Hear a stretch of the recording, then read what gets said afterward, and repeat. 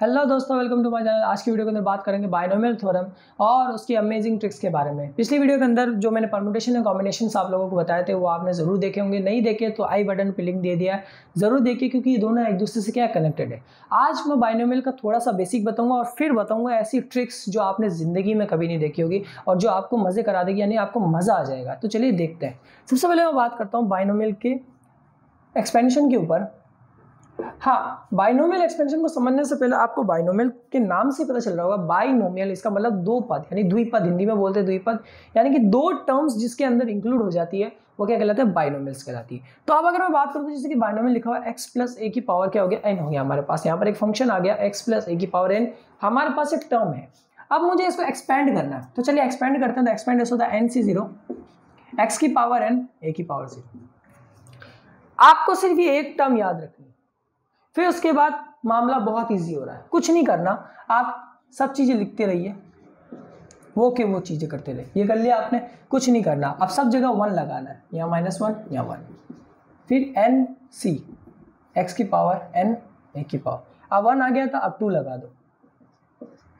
ये चलता रहेगा, ये सो ऑन चलता रहेगा। ये बहुत अच्छी ट्रिक है। आपको सिर्फ एक टर्म याद रखनी है, सिर्फ एक टर्म को याद रखने से आपका सारा काम एक्सपेंशन का हो जाता है। सिर्फ एक टर्म आप याद रखिए। तो चलिए, ये तो हो गया एक्सपेंशन। चलो इसका मैं एक क्वेश्चन भी कर देता हूं ताकि आप लोगों का डाउट क्लियर हो जाए। तो दोस्तों सबसे पहले मैं बात करता हूं, मैंने लिखा x प्लस 2 की पावर 3। मैं इसको a प्लस बी के फॉर्मूले से करके देखता हूं। पहले a cube b cube 3a square b और 3ab square. We know about that. So x की पावर कितना हो गया, मैं इसको डायरेक्ट लिख देता हूँ। x क्यूब 8 6x स्क्वायर और 12x। ठीक है, ये हमारा आंसर किससे आया, a प्लस बी के होल क्यूब वाले फॉर्मूले से। तो अगर मैं बाइनोमियल से क्वेश्चन करता हूँ और अगर ये आंसर आता है तो हमारा आंसर एकदम सही है, हमारा बाइनोमियल भी क्या एकदम सही है। तो चलिए मैं बात करता हूँ। मैंने लिखा x प्लस 2 का, अब मैं एक्सपेंड करता हूँ बाइनोमियल के अकॉर्डिंग। पावर कितनी है 3, तो 3c0 x की पावर 3 a की पावर 0, यानी कि 2 की पावर कितनी होगी 0। 3c1 x की पावर 3 -1 2 की पावर 1। 3c2 x की पावर 3 -2 2 की पावर 2। x की पावर 3c3 और x की पावर 3 -3 और 2 की पावर 3। चलो इसको खोलते हैं। इसका वैल्यू होता है कितना 1, इसका भी 1, बचा क्या x क्यूब। 3c1 की वैल्यू होती है 3, x की पावर 3 कितना हो गया 2, x स्क्वायर ये कितना हो गया 2, ये भी कितना होता है 3। अगर आपने मेरी पुरानी वीडियो परम्यूटेशन कॉम्बिनेशन की नहीं देखी तो देख लीजिए, उसके अंदर मैंने बताया कि मैं इतना फास्ट कैसे कर रहा हूँ।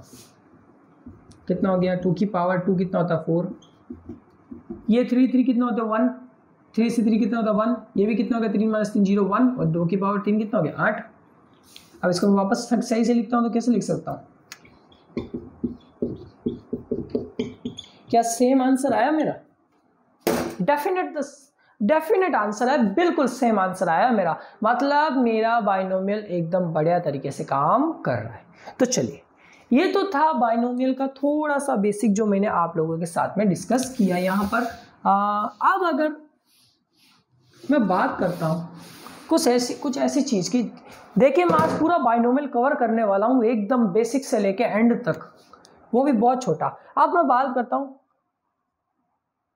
जनरल टर्म्स की, कि जो कौन कौन से जनरल, जिसको बोलते हैं हिंदी में सामान्य, ये क्या होती है। इसका एक फॉर्मूला होता है TR+1 NCR XN-R a की पावर r। ये क्या काम की चीज है, मतलब ये अब ये r कहां से घुस गया।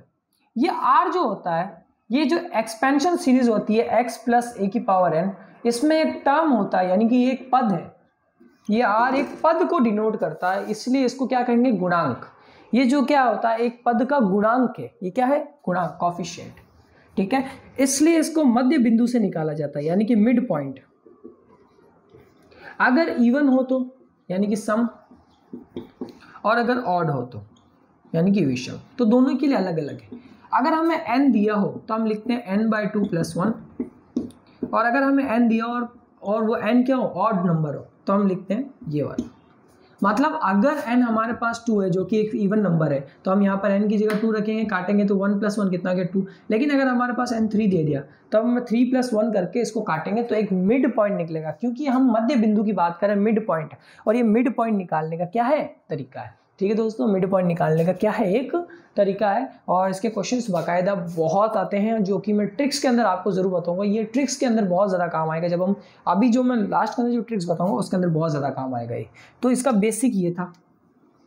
ठीक है दोस्तों, इसके क्वेश्चंस वैसे बहुत सारे होते हैं, लेकिन आप एक चीज़ ध्यान रखिएगा, इसके क्वेश्चंस कुछ इस तरह से आते हैं कि x की पावर 9 का गुणांक निकालिए, यानी x की पावर 9 का कॉफिशिएंट निकालिए। तो कुछ नहीं होता है, आपको सिर्फ इतना याद रखना है, आपको एक जनरल टर्म दे दी होगी, जैसे आपको ऐसा टर्म दिया होगा x की पावर x + 1 और उसकी पावर दे दी 3, और अब आपको बोला x की पावर 9 का क्या निकाले, गुणांक निकालिए। तो आपको वहाँ पर गुणांक निकालना पड़ता है, और उसके क्वेश्चंस भी बहुत सारे आते हैं और बहुत अच्छे क्वेश्चन आते हैं जो कि मैं आपके साथ डिस्कस करने वाला। तो ये तो था जनरल टर्म्स का बेसिक, कि जनरल टर्म कैसे काम करती है। मैंने जनरल टर्म का भी आपको थोड़ा सा कॉन्सेप्ट क्लियर कर दिया है। अगर अभी भी आपका जनरल टर्म्स के लिए कॉन्सेप्ट क्लियर नहीं है तो मैं आप लोगों से एक गुजारिश करूंगा कि आप कमेंट सेक्शन के अंदर मुझे ज़रूर बताएं। अगर एक भी स्टूडेंट ये मुझे कमेंट करेगा कि मैं 11th और 12th के मैथमेटिक्स और फिजिक्स के एक एक चैप्टर का बेसिक से लेकर एडवांस लेवल तक डीपली डिस्कस करूँ, शॉर्ट ट्रिक्स के अलावा भी डीपली, मैं अभी जो वीडियोस अपलोड कर रहा हूँ उसमें सिर्फ शॉर्ट ट्रिक्स ही है, लेकिन अगर आप चाहते हैं कि मैं डीपली डिस्कस करूँ तो एक भी स्टूडेंट अगर मुझे कमेंट करेगा तो मैं ज़रूर उसके ऊपर वीडियो बनाऊंगा और आप लोगों के साथ डिस्कस करूँगा, एक एक चैप्टर की एक एक बारीक चीज़ आप लोगों के साथ में डिस्कस करूँगा। तो कमेंट में मुझे ज़रूर बताएं। तो ये तो हो गया था जनरल टर्म और बायनोमियल थ्योरम। तो अब बात करते हैं सबसे इंपॉर्टेंट चीज़, जो मैं आपके लिए फार्मूलाज ढूंढ के लाया हूँ बायनोमियल थ्योरम के एक्सपेंशंस के लिए, जो कि आपके बहुत काम आने वाले हैं। तो दोस्तों मेरे पास कुछ फार्मूलाज है जो मैंने लिखे हैं, मैंने ढूंढे भी थे, तो चलिए और ढूंढना मैं आपको बताता हूँ। पहला जो फार्मूला मेरे पास है वो है ये वाला,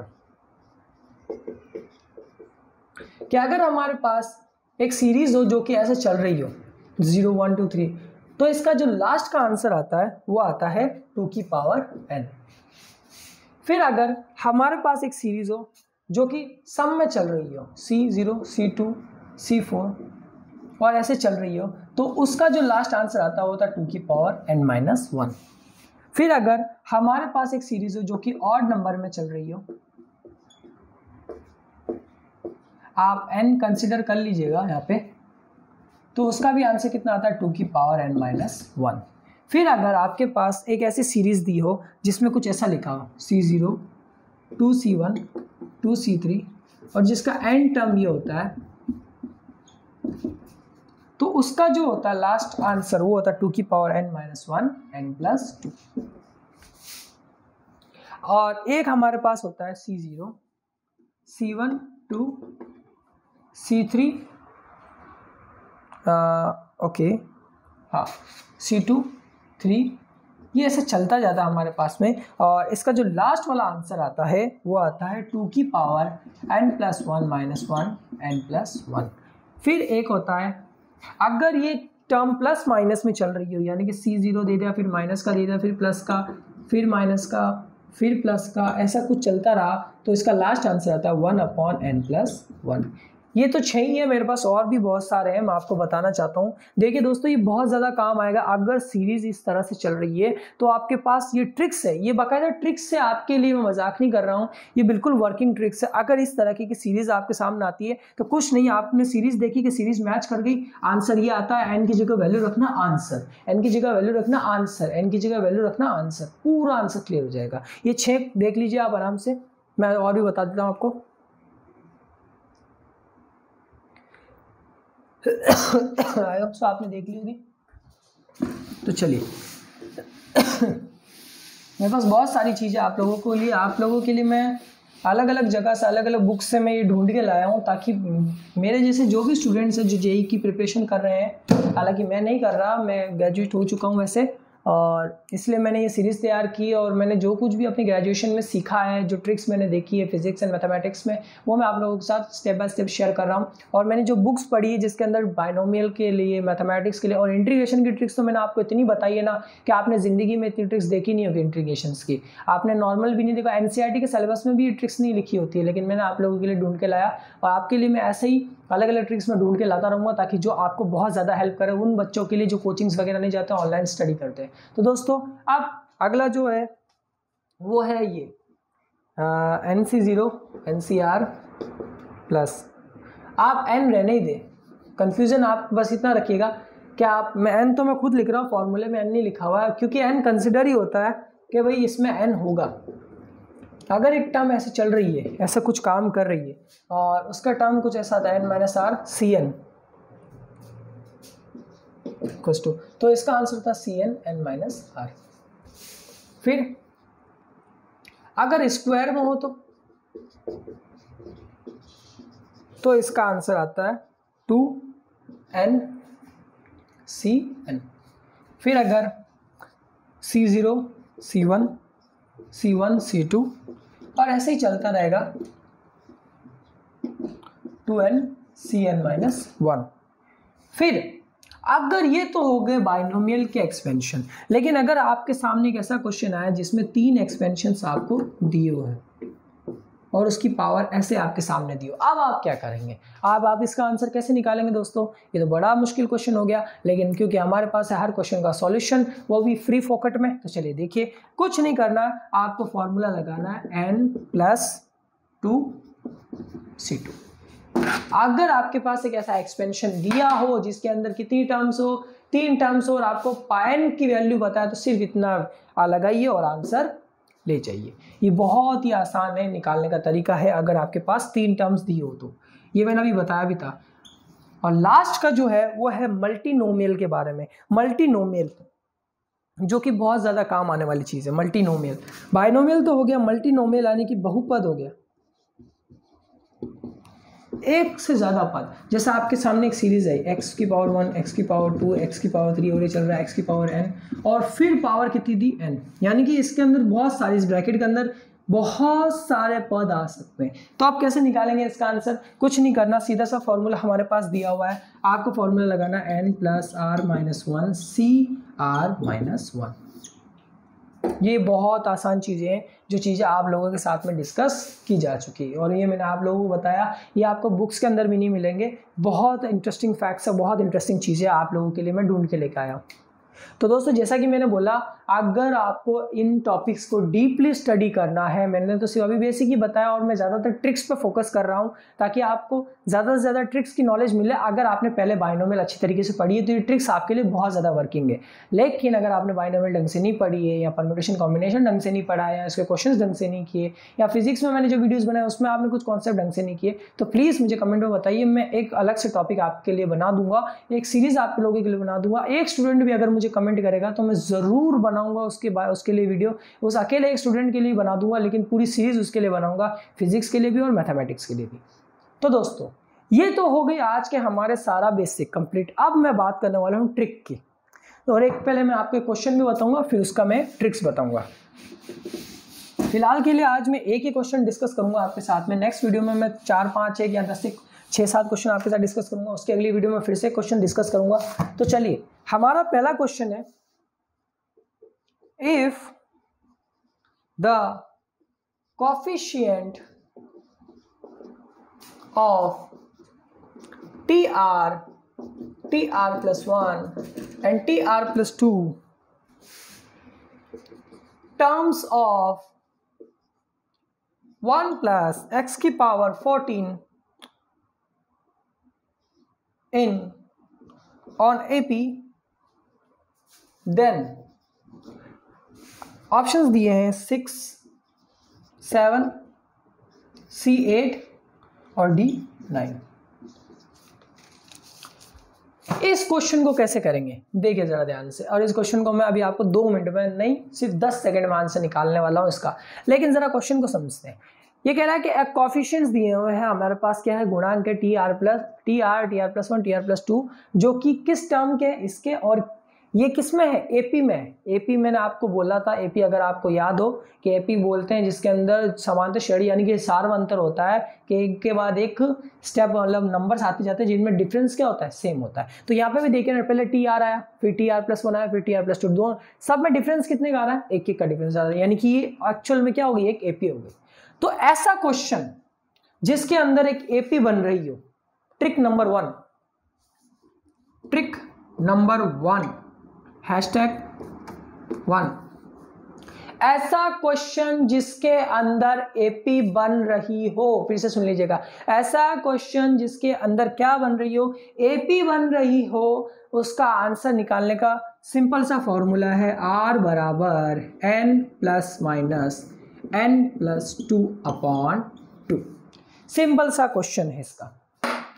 अगर एक ऐसा क्वेश्चन आपके सामने दिया है जिसमें क्या बन रही है, एपी बन रही है हमारे सामने, और एक पद भी दिया है, तो सिंपल सा फॉर्मूला लगाएंगे। अब n तो हमारे पास कितना आ गया 14, चलिए निकाल देते हैं। R बराबर 14 plus minus 14 plus 2/2, 14 plus minus 16/2, ये कितना होता है 14 प्लस 16, इसका रूट कितना हो गया 4/। अगर एक बार प्लस में लेता हूं तो कितना हो जाएगा 18/2, कितना हो गया 9, और एक बार माइनस में ले लूं तो कितना आएगा 14 माइनस 4/2, कितना हो गया 10/5। लेकिन इन दोनों में से क्या आंसर आ रहा है 9, तो हमारा ऑप्शन क्या है डी एकदम राइट है। फिर से सुन लीजिएगा, एक ऐसा क्वेश्चन जिसके अंदर आपको एक टर्म दे रखी हो और n की वैल्यू भी दी रखी हो, और आपके पास जो क्वेश्चन है उसमें कोफिशिएंट्स जो है वो एपी की टर्म हो, यानी कि एपी बन रहा हो उसके अंदर, तो आपको कुछ नहीं करना, सिंपल सा ये फॉर्मूला लगाना है और आपका आंसर आपके हाथ में। हमारा आंसर कितना आया 9। ठीक है दोस्तों, सो आई होप सो आपको ये वीडियो बहुत ज़्यादा अच्छी लगी होगी। नेक्स्ट वीडियो के अंदर सब्सक्राइब करना ना भूले चैनल को। नेक्स्ट वीडियो में बताने वाला हूँ ऐसे ही अमेजिंग और भयानक तरीके की ट्रिक्स जो आपको मज़ा करा देगी और आपको बहुत ज़्यादा अच्छा लगेगा कि जेईई के अंदर इतने अच्छे तरीके से आप क्वेश्चंस करके आएंगे ना कि आप मुझे दुआएं देंगे। तो दोस्तों नेक्स्ट वीडियो में मिलते हैं अगले और क्वेश्चंस के साथ में, और सब्सक्राइब करना ना भूले चैनल को। मिलता है हमारी नेक्स्ट वीडियो में।